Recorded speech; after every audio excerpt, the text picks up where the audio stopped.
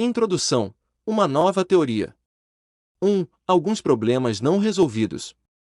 Há alguns anos, um grande cientista, Dali, de Harvard, comentou que os geólogos parecem saber menos sobre a Terra do que achavam. Isso foi uma declaração extraordinária, considerando os estudos que têm sido realizados em inúmeras áreas geológicas durante sua vida. Milhares de cientistas, em todos os países da Terra, estudaram as rochas estratificadas e os registros de vida neles contidos. Eles estudaram as estruturas de montanhas e reconstruíram suas histórias. Eles estudaram as forças dinâmicas em ação na Terra. E estendemos nossos insights para uma compreensão das características dos fundos dos oceanos e das estruturas mais profundas dentro da crosta terrestre. No entanto, apesar desta vasta expansão do nosso conhecimento detalhado, muitos dos fatos essenciais do desenvolvimento da Terra nos escapou. O falecido Hans Cloos, em sua conversa sobre a Terra disse: só conhecemos as coisas sem importância e os detalhes. Dos grandes passos lentos da gigantesca história da Terra não compreendemos quase nada. Para começar, a própria origem da Terra ainda é uma questão de disputa. Até cerca de 30 anos, era geralmente uma teoria aceita de que originalmente se condensou a partir de um gás quente, e que vem esfriando e contraindo desde então. Esta foi a hipótese nebular. Nas últimas décadas, as dificuldades ligadas a esta suposição nos levaram desde então a uma visão totalmente oposta sustentada por muitos geofísicos. A nova ideia é que a Terra pode ter começado como um planetesimal pequeno e frio.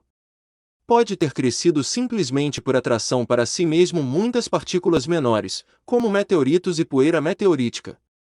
Pode ter ficado quente como resultado das pressões internas causadas por sua massa crescente, e porque dos efeitos da radioatividade de muitos pedaços da matéria que pegou em sua jornada interminável através do espaço interestelar. Mesmo uma rápida olhada na literatura atual sobre este assunto, o projeto revela o caráter formidável do desafio que remete à velha teoria e, de fato, a toda a estrutura da teoria geológica baseada nele. Dr. Harold C. Urr chega à conclusão, a partir de evidências impressionantes, de que a Terra deve foram formados em temperaturas abaixo dos pontos de fusão de rochas de silicato. Ele cita a opinião de Bowen que a Terra foi formada como um sólido. Gutenberg refere-se ao trabalho de vários geofísicos que avançaram visões semelhantes. Olivier argumentou, em 1924, que fenômenos meteóricos só podem ser entendidos em termos de uma Terra em crescimento. Ele comentou, a hipótese planetesimal é aquela para o qual somos logicamente conduzidos quando tentamos explicar fenômenos meteóricos. Coleman apontou que algumas das eras glaciais em regiões geológicas em períodos remotos parecem ter sido mais frios do que os dos períodos mais antigos. Schleicher, resumindo os resultados de uma de químicos, geólogos e geofísicos dedicados a este assunto, disse: de acordo com teorias recentes, a Terra provavelmente tem crescido pelo acréscimo de materiais relativamente frios que não foram fundidos no início. Nossas concepções do desenvolvimento do termo primitivo são, para dizer o mínimo, obscuras. É mesmo incerto se a Terra hoje está resfriando ou aquecendo em profundidade, mas as probabilidades parecem favorecer a hipótese de uma Terra em aquecimento. Na medida em que parece evidente que nenhuma visão da origem da Terra tenha sido estabelecida, o leigo é forçado a concluir que o problema da origem da Terra não está resolvido. Há mais de 25 anos, o geólogo William H. Hobbs apontou as consequências do colapso da teoria nebular, no que diz respeito à geologia. Muito mais do que geralmente se supõe, o recente abandono da hipótese nebular para explicar a origem do universo deve carregar consigo uma reescrita de nossa ciência. Isto é particularmente verdadeiro para a geologia, por tudo que diz respeito à sismologia, vulcanologia e toda a questão do crescimento dos continentes e montanhas. Mas não só não houve reescrita, na verdade, o abandono da hipótese nebular ainda não penetrou na consciência do público. É mesmo verdade que muitos geólogos, quando estão abordando suas observações para o público em geral, escrevem como se o resfriamento da Terra de um estado fundido original nunca tivesse sido questionado. No quadro de referência desta incerteza em relação ao início da Terra, a maioria dos geólogos hoje sem hesitar confessam que não entendem a origem dos continentes, bacias oceânicas, cadeias montanhosas, ou as causas de acidentes vulcânicos. Nós nunca resolvemos o mistério das eras glaciais nos trópicos, nem o mistério igualmente estranho do crescimento de corais e flora de clima quente nas zonas polares. Existe um questionamento se as atuais zonas climáticas existiram continuamente desde o início da Terra. Se sim, não podemos representar a maior parte dos fósseis de plantas e animais do passado que não viviam dentro dos limites das zonas presentes. Se as zonas não existiram continuamente, não é possível mostrar qual fator pode ter operado para uniformizar as temperaturas de polo a polo. Quando olhamos para a teoria da evolução, descobrimos que os problemas não resolvidos como origens, desenvolvimento e extinção de espécies são incontáveis. Todos concordam que a evolução ocorreu, mas ninguém entende como aconteceu. Nossas ideias de tempo em que a mudança geológica ocorreu no passado foram desafiadas da forma mais dramática por novas evidências produzidas por técnicas de datação baseadas em isótopos ativos. Essas novas técnicas serviram para enfatizar a falência da atual teoria da Terra. Eles, de fato, criaram muito mais problemas do que resolveram. Ao rever esses problemas, notei que uma espécie de denominador comum estava presente. Examinei as fontes originais, e notei que nas controvérsias que assolaram os geólogos nos últimos 75 anos, alguém geralmente tentava explicar as mudanças na posição dos polos. Os autores de tais teorias, infelizmente, nunca foram capazes de provar suas suposições. Os opositores da noção de mudança polar sempre conseguiram apontar falácias que pareciam decisivas. Ao mesmo tempo, não foram capazes de conciliar todas as evidências de que os polos sempre estiveram situados onde eles estão agora na superfície da Terra. A teoria aqui apresentada resolveria esses problemas supondo mudanças nas posições dos polos. Campbell tem sugerido que as mudanças não ocorreram por mudanças na posição do eixo da Terra, mas simplesmente através de um deslizamento de sua crosta. Não há nada de novo nesta ideia. Foi apresentado repetidamente ao longo dos últimos 75 anos, e é defendida hoje por vários cientistas. Este livro reúne, espero de forma compreensível, as evidências de muitos campos que defendem tais mudanças, em muitos casos acumulados por outros. Além disso, ele contém um novo elemento. O conceito de mecanismo de Campbell sobre os movimentos da crosta terrestre é completamente novo, embora elementos dele tenham sido homenageados por outros. 2. Deslocamento de crosta como solução.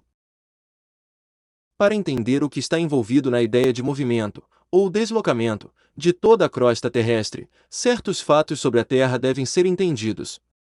A crosta é muito fina. As estimativas de sua espessura variam de um mínimo de cerca de 20 a um máximo de cerca de 64 km. A crosta é feita de rocha relativamente rígida e cristalina, mas é fraturada em muitos lugares, e não tem grande força. Imediatamente sob a crosta é uma camada que se pensa ser extremamente fraca, porque é, presumivelmente, muito quente para cristalizar. Mas acredita-se que a pressão nessa profundidade torna a rocha extremamente plástica, para que ceda facilmente às pressões. A rocha nessa profundidade deve ter alta viscosidade, isto é fluido, mas muito rígido, como o alcatrão pode ser. Sabe-se que um material viscoso cederá facilmente a uma pressão exercida por um longo período de tempo, mesmo que pode agir como um sólido quando submetido a uma pressão repentina, como uma onda de terremoto.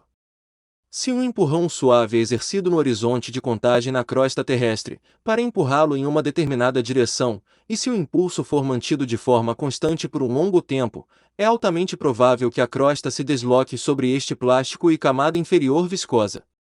A crosta, neste caso, se moverá como uma única unidade, toda a crosta ao mesmo tempo. Essa ideia não tem nada a ver com a tão discutida teoria dos continentes à deriva, segundo os quais os continentes derivaram separadamente, em direções diferentes. As objeções à deriva. A teoria dos continentes será discutida mais adiante. Visualizemos brevemente as consequências de um deslocamento de toda a crosta terrestre. Primeiro, haverá as mudanças de latitude. Lugares na superfície da Terra vão mudar suas distâncias do Equador. Alguns serão deslocados para mais perto do Equador e outros mais distantes. Pontos em lados opostos da Terra se movem em direções opostas. Por exemplo, se Nova York deve ser movida 3.218 km ao sul, o Oceano Índico, diametralmente oposto, teria que ser deslocado 3.218 km ao norte. Todos os pontos na superfície da Terra não se moverão uma distância igual, no entanto. Para visualizar isso, o leitor precisa pegue apenas um globo, montado em seu suporte, e colocá-lo em rotação. Ele verá que enquanto um ponto em seu equador está se movendo rapidamente, os pontos mais próximos dos polos estão se movendo lentamente. Em um dado tempo, um ponto perto do equador se move muito mais longe do que um perto de um poste. Assim, em um deslocamento da crosta, há um meridiano ao redor da Terra que representa a direção do movimento, e os pontos neste círculo serão movidos para mais distante. Todos os outros pontos serão colocados proporcionalmente às suas distâncias deste meridiano. Naturalmente, as mudanças climáticas serão mais ou menos proporcionais às mudanças de latitude, e, porque as áreas em lados opostos do globo estarão se movendo em direções opostas, algumas áreas ficarão mais frias enquanto outras ficarão mais quentes, algumas passando por mudanças radicais de clima, algumas mudanças leves do clima, e alguns sem nenhuma mudança. Além das mudanças climáticas, haverá muitas outras consequências de um deslocamento da crosta. Por causa do ligeiro achatamento da Terra, haverá alongamento e efeitos compressivos para rachar e quebrar a crosta, possivelmente contribuindo para a formação de cadeias montanhosas. Ali haverá mudanças no nível do mar, e muitas outras consequências.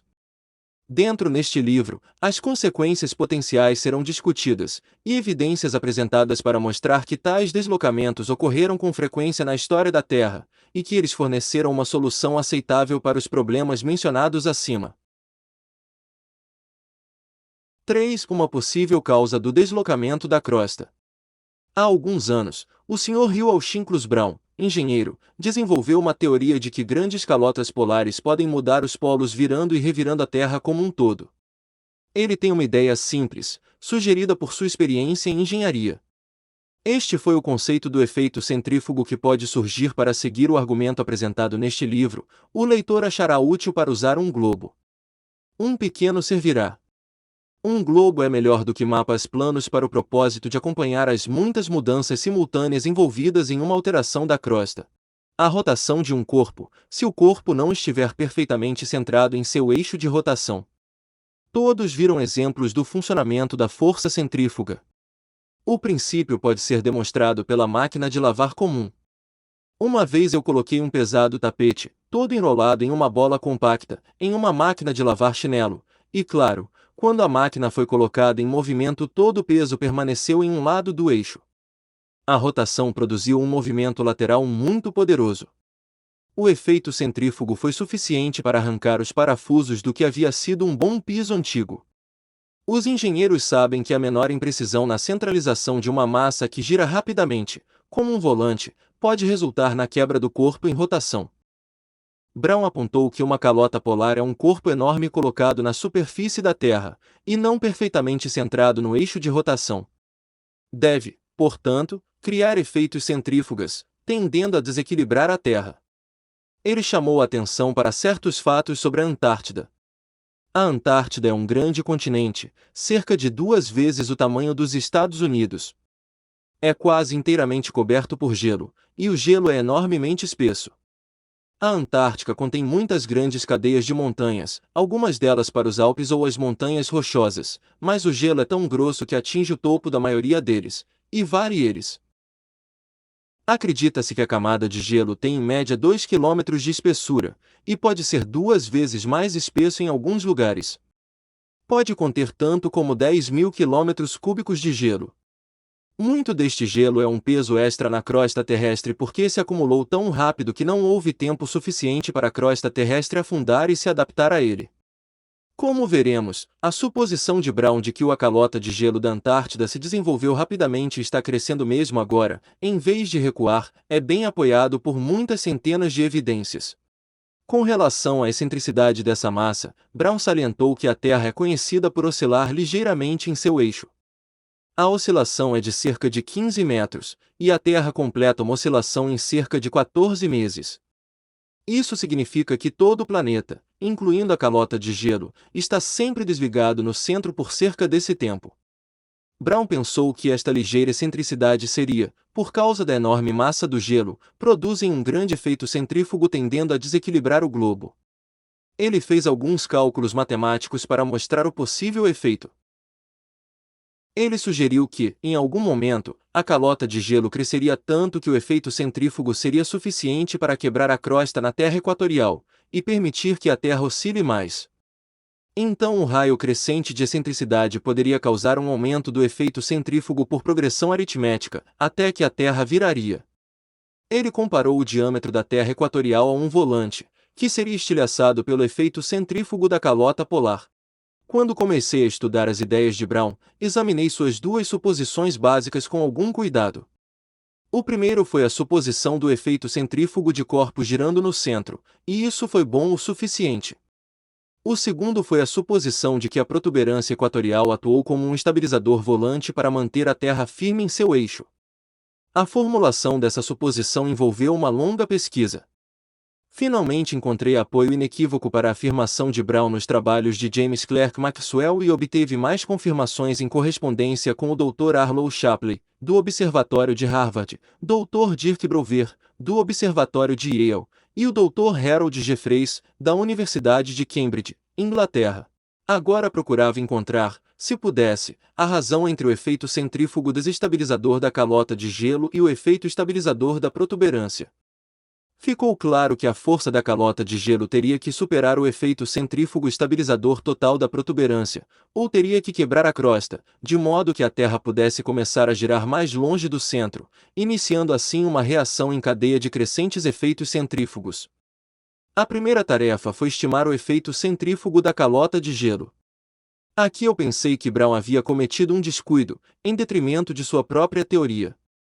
Ele considerou que a excentricidade da calota de gelo se devia à oscilação de 15 metros da Terra. Olhando o mapa, notei o que me parecia uma excentricidade muito maior. Era óbvio que o Polo Sul não estava no centro do continente. Sendo assim, então a calota de gelo, que cobre praticamente todo o continente, não poderia ser centrada no polo. Pareceu-me que as 24 horas da rotação da Terra que causava o efeito centrífugo. Figura 1. O efeito centrífugo da calota polar antártica. Para visualizar o efeito centrífugo que pode ser causado pela calota polar antártica, o leitor deve imaginar o mapa da Antártida estar realmente girando. O continente da Antártida faz uma rotação completa a cada primeiro passo deve localizar o centro geográfico de massa da calota polar antártica e, em seguida, aplicar a fórmula padrão usada em mecânica para determinar o efeito centrífugo. Pedi ao meu amigo Errol Buquer, do corpo docente do Springfield College, que localizasse o centro geográfico. Ele e mais tarde o Sr. Campbell resolveram o problema separadamente e obtiveram resultados muito semelhantes. Parecia que o centro estava entre 450 e 550 quilômetros do polo, permitindo uma margem de erro para as incertezas envolvidas no estado atual da exploração antártica. Isso, é claro, envolvia um efeito centrífugo milhares de vezes maior do que aquele que poderia ser derivado das suposições de Brown. Com base nisso, Buquer calculou o efeito centrífugo, e o cálculo foi posteriormente revisado por Campbell, capítulo 11. O cálculo aplicado apenas à atual calota de gelo da Antártida. O gelo ao redor do Polo Norte pode ser desconsiderado porque, diferente da calota da Groenlândia, é apenas uma fina camada de gelo flutuante. A presença do Oceano Ártico impede qualquer acúmulo espesso de gelo. O ponto de intersecção dos dois meridianos é o Polo Sul. Esta é uma extremidade do eixo em que a Terra gira. O pequeno círculo desenhado em torno deste ponto é mostrado passando por um ponto fora do centro a cerca de 5 graus, ou 550 quilômetros, do polo. Este ponto é, até onde podemos estimar, o centro geográfico de massa da calota polar, que não coincide com o Polo Sul devido à forma assimétrica do continente. Os dois círculos maiores, um desenhado em torno do polo como um centro e outro desenhado em torno do centro de massa localizado excentricamente da calota, são uma convenção mecânica usada por engenheiros para ilustrar os efeitos centrífugos da rotação fora do centro. Se o mapa for visualizado em rotação, o círculo interno desenhado em torno do polo representa a Terra em rotação estável, enquanto o círculo externo, desenhado em torno do centro da calota de gelo, está sofrendo uma violenta rotação excêntrica. A excentricidade resulta em um lançamento centrífugo para fora na direção do meridiano de 96 graus a leste. As duas setas mostram como a força de rotação da Terra é transformada em um efeito centrífugo em ângulo reto para tentar o eixo da Terra, um efeito proporcional ao peso do gelo e à distância do eixo de seu centro de massa. O segundo problema foi medir o efeito centrífugo estabilizador do bojo. Como não havia registro de qualquer trabalho realizado anteriormente sobre esse problema, foi necessário trabalhar tudo a partir dos fundamentos. Envolvia problemas físicos e matemáticos difíceis. Aqui fui extremamente afortunado em obter a cooperação generosa de vários dos ilustres especialistas do United States Survey of the Coast. Eles me deram um cálculo com o qual a Sra. Whittaker Deininger, do corpo docente do Smith College, obteve um valor para o efeito estabilizador da protuberância. Agora tínhamos duas quantidades que podiam ser comparadas entre si: o efeito centrífugo da calota de gelo, tendendo a abalar a Terra, e o efeito estabilizador do bojo. Infelizmente para a teoria como estava então, parecia que o efeito estabilizador da protuberância era milhares de vezes maior do que o efeito excêntrico da calota de gelo. Não há dúvida de que esse resultado, se tivesse ocorrido antes, teria encerrado a investigação. Mas minha pesquisa lógica vinha avançando ativamente há mais de 2 anos e havia produzido evidências tão impressionantes que me opus ao abandono completo do projeto. Discuti a dificuldade que havia surgido com meu amigo Campbell. Foi realmente uma sorte que eu tenha feito isso, pois a solução veio dele quando sugeriu que, se a calota de gelo não tivesse força suficiente para inclinar todo o planeta, poderia ter força suficiente para deslocar a crosta terrestre sobre as camadas subjacentes. Como continuação desta conversa, o Sr. Campbell continuou a trabalhar, por vários anos, nas implicações de sua sugestão. Os detalhes de seu mecanismo para explicar o deslocamento da crosta são apresentados no capítulo 11. A hipótese que surgiu como resultado dessa combinação de elementos se distingue por sua economia de suposições. Isso atraiu Albert Einstein por causa de sua simplicidade. Pareceu-lhe que poderia ser possível, com base no simples denominador comum desta teoria do deslocamento, resolver os muitos problemas complexos e interrelacionados da Terra que por tanto tempo resistiram à solução. A simplicidade da ideia pode levantar a suspeita de que dificilmente pode ser tão nova. Como pode algo tão extremamente simples como a aplicação da fórmula para calcular o centro? Efeitos centrifugais, uma fórmula que aparece em todos os livros didáticos de física do ensino médio, para uma calota polar, foi ignorada? Esse pensamento me ocorreu, mas descobri, para minha surpresa, que, apesar da simplicidade da ideia, era algo que nunca havia sido investigado. Quando discuti isso pela primeira vez com o professor Bridgman, em Harvard, ele teve a impressão de que era uma boa ideia. Ele chamou isso de um problema real, mas disse que não podia acreditar que nunca tivesse sido considerado pela ciência. Ele sugeriu que eu falasse com o professor Daly. Eu fiz isso, e o professor Daly concordou que era um problema real, mas me garantiu que nunca, até onde ele sabia, foi investigado. E assim aconteceu. Pesquisei bastante na literatura técnica e não encontrei estudos cobrindo isso. O Dr. George Sarton, o historiador da ciência, confirmou essa descoberta quando me escreveu que a combinação de ideias é tão nova que a história da ciência não tem nada a contribuir para sua compreensão. Este livro foi escrito com 3 objetivos em mente. Procurei, em primeiro lugar, estabelecer além de qualquer dúvida razoável que ocorreram numerosos deslocamentos da crosta terrestre. Penso que esta ideia pode agora ser aceita sem muita dificuldade, especialmente tendo em conta muitos trabalhos no campo do magnetismo terrestre. Em segundo lugar, tentei descrever um mecanismo para explicar os deslocamentos, este é essencialmente o trabalho do Sr. Campbell, e apresentar evidências mostrando que esse mecanismo sozinho pode explicar os fatos. Meu terceiro propósito foi mostrar que a hipótese do deslocamento da crosta fornece uma solução aceitável para muitos dos problemas da Terra. É normal que a princípios numerosas objeções sejam levantadas a essa teoria. Em nossas conversas com especialistas, as principais questões que surgiram para levantar dúvidas incluem o seguinte: se estimamos adequadamente a magnitude do efeito centrífugo, se existe alguma camada abaixo da crosta suficientemente fraca para permitir o deslocamento da crosta, se a calota de gelo da Antártida está realmente crescendo, como a teoria exige, ou está recuando.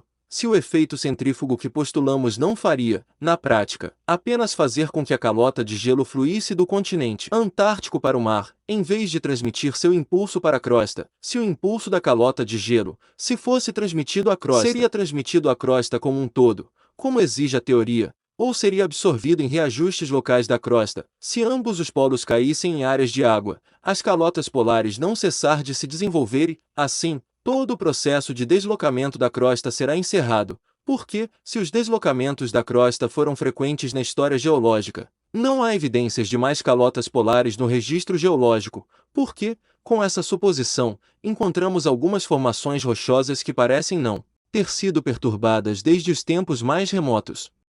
Todas essas objeções, e muitas outras, são amplamente discutidas, espero de forma justa, nos capítulos seguintes. Portanto, se o leitor se pegar fazendo perguntas que parecem não ter resposta, espero que tenha paciência. Ele pode descobrir que elas são respondidas em partes posteriores do livro.